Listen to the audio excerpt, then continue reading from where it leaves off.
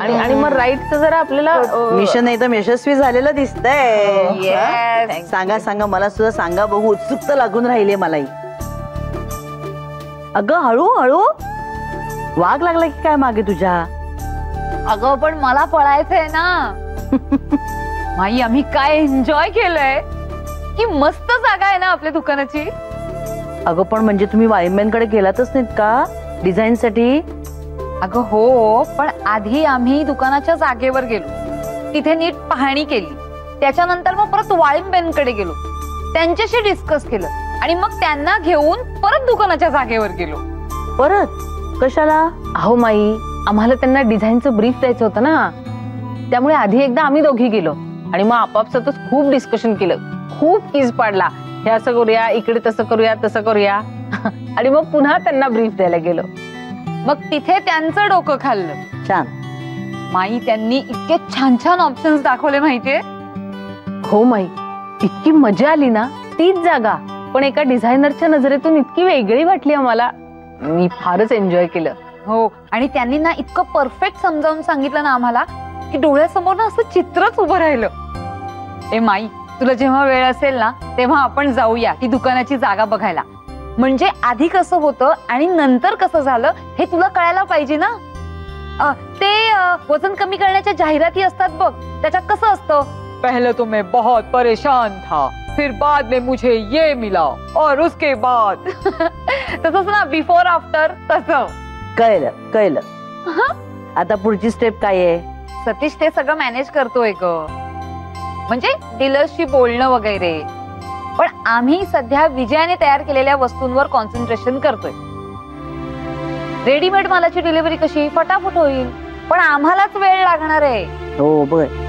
आणि उद्घाटनाच्या दिवशी आम्ही तयार केलेल्या वस्तू हव्या की नाही, काय Vijaya? Yes, we are going to rock. वा वा, छान.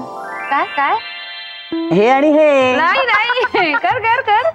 हे काय? रॉक. हे असं काहीतरी मेघना करायची बे डान्स मधलं. किंवा असं करा मग. रॉक. बस बस, पण दगड असे होत नाहीत ना.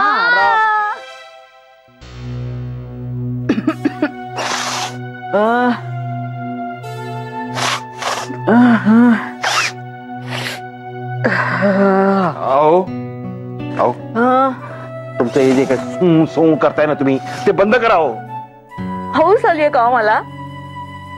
सर्दी झालेला माणूस काय करणार दुसरं?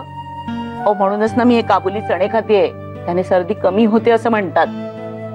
हो ना, मग ते सगळे खा, म्हणजे कायमची नाहीशी होईल सर्दी. काही काय बोलता हो तुम्ही?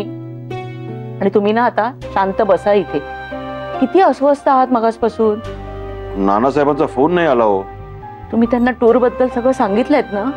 अहो माधवी, नुसतं सांगितलं नाही हो, त्यांना मी सांगितलं की नानासाहेब, माईसाहेब, तुम्ही म्हणाल तिकडे आपण जाऊया. रसोभरीत सगळ्या जागांचं वर्णन पण करून सांगितलं, ब्रोशर्स दाखवले, काय काय नाही केलं. विचार करून सांगतो म्हणाले. म्हणालेत ना विचार करून सांगतो.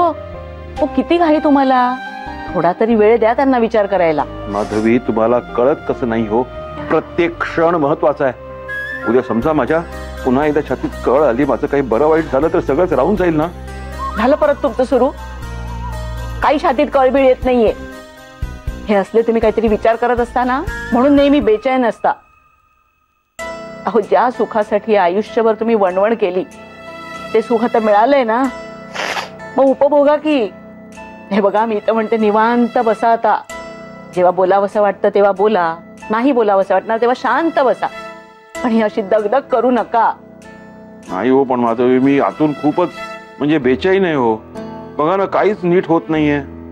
आपण ह्या आधी नानासाहेबांना, माईसाहेबांना सांगितलं होतं आपण एकत्र टूरला जाऊया, रद्द झालं. मेघनांबरोबर आपण पुण्याला जाणार होतो, ते रद्द झालं. आता पुन्हा नानासाहेबांना, माईसाहेबांना प्रपोजल दिलाय टूरचं, विचार करून सांगतो म्हणाले. आता कालच बघा ना, ह्या सगळ्या टेन्शनमुळे मी धड प्राणायाम सुद्धा नाही करू शकलो. कसं होणार आहे सगळं काय? मी काम करतो बाबाजी, मी तुमच्याकडेच येतो आणि तुमच्याशी गप्पा मारतो. जय हो. तुम्हाला हे बघा बरं वाटत असेल ना तिथे जाऊन तर नक्की जा, पण मनात हे होतंय मला, ते होतंय असले विचार आणू नका. तुम्ही चणे खा, मी जातो. बाबाजींची गप्पा मारायला मला शिकवताय. बाबाजी जय हो, आलोच.